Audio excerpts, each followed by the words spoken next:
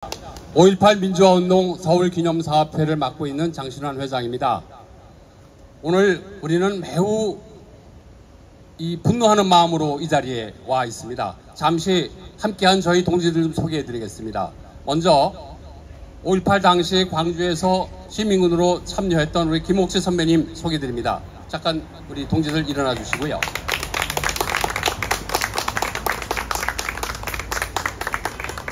당시 시민군들의 무장을 회수한다고 노력하다가 그것이 마지막 그 군부의 침공에 미안한 마음 때문에 도청을 끝까지 사수하다가 옆에 있는 친구는 헬리콥터 내려오는 기총소사에 의해서 몸이 반토막 나서 죽은 친구를 옆에 두고 지금까지도 트라우마에 시달리는 우리 김인환 동지 소개합니다.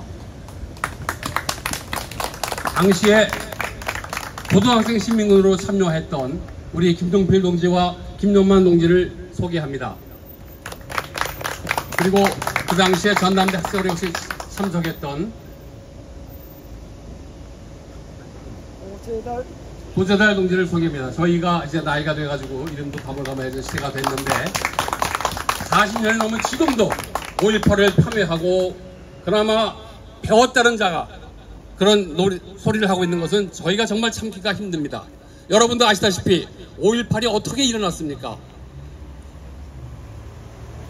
소수 군부의 정치 집권을 위해서 12.12를 일으키고 그리고 박정희 유신 체제 말기에 그 참담한 탄압 속에서 결국 본인 자신도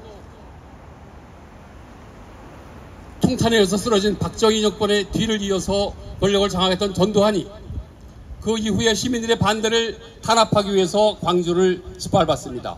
사실 박정희의 죽음이 조금 더 느렸다면 그 상황이 광주가 아니라 대구와 부산 마산에서 일어났을 것입니다. 부마 사태에서 차기철이 100만 명을 탱크로 쓸어볼 수 있다고 하는 발언이 사실은 김재규의 거사의 가장 중요한 동기가 되었던 것도 여러분 알고 계실 것입니다.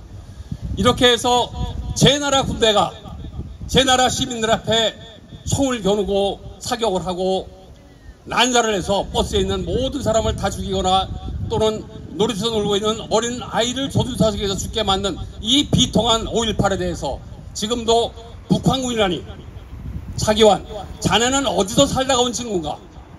정말 어이가 없습니다. 차기환에게 말합니다. 면도칼을 하나 드리겠습니다. 목을 베라는 게 아니고 여러분 양심의 털을 깎아내십시오. 그 이후 5.18이 잔혹한 공수부대에서 진압은 된 듯 하였지만 며칠 뒤 종로 5가 기독교회관 앞에서 서강대생 김의기 군이 5.18을 알리는 힘을 뿌리고 자기 몸을 던져서 시민들에게 호소했습니다. 물론 언론에서 덮여졌습니다.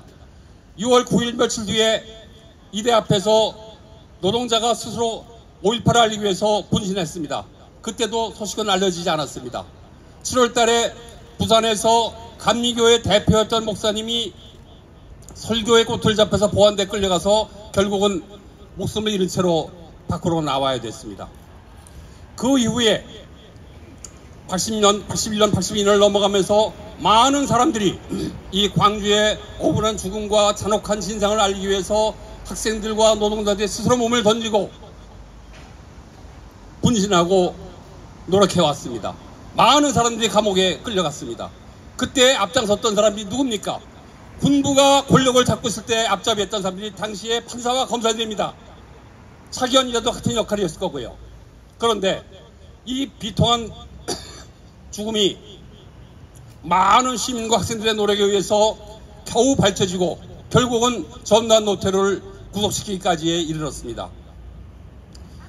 5.18의 시민정신은 다만 독재와 싸웠다는 것뿐만 아니라 그 철저하게 고립된 비통한 죽음 앞에서 시민들이 서로를 돕고 주먹밥을 만들어 나누고 격려하고 거의 영혼의 가장 높은 지고한 단계의 교류까지 이루어졌던 것이 바로 광주 5.18 정신입니다.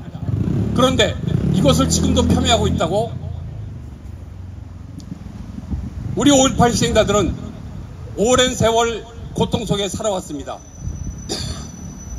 빨갱이로 몰리고 북한의 침공에 의해서 이루어진 공작이라는 설부터 시작해서 많은 거짓말에 의해서 5.18이 왜곡되고, 사실상 그 범죄자들은 많은 돈을 벌고 떵떵거리면서 주요한 요직을 차지하고 정치를 좌지우지해 왔습니다. 그때 협력했던 사람들 모두 부끄러워해야 합니다. 그때 검사와 판사들, 당시의 군부에 모두 협력했던 육법당들입니다.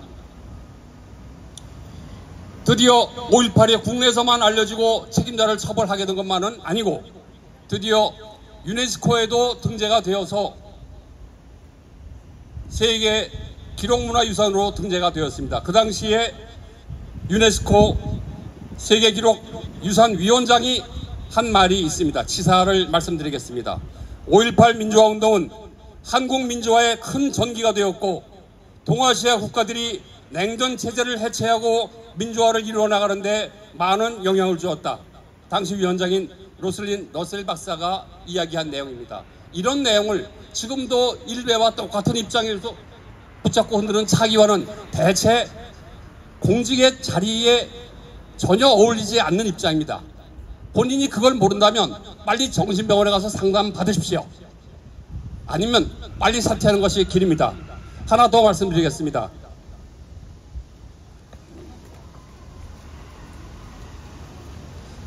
여러분 보시는 이 내용이 무엇인지 아시겠습니까? 이것은 미국의 캘리포니아 주에서 주 조례로 5.18을 기념해야 한다는 조례를 통과시킨 그 기록입니다.